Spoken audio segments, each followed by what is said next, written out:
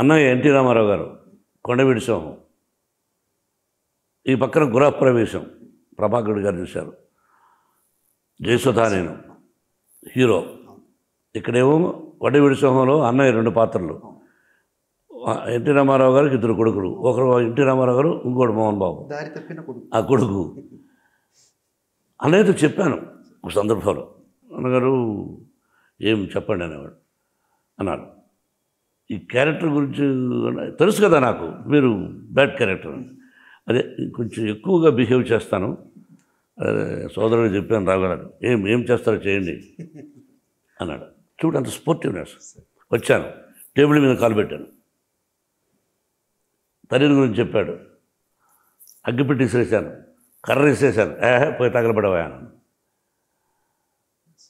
రవి అన్నాడు, రంజిత్ కుమార్, ఎస్ రవి అని ఆయనతో చేయడం అంటే మామూలు కాదు, అది ఒక యుగ పురుషుడు. అట్లా పోటీ పడే మనస్తత్వం ఉన్నప్పుడే నటుడు ఎవడైనా గొప్పవాడు కాగలడు.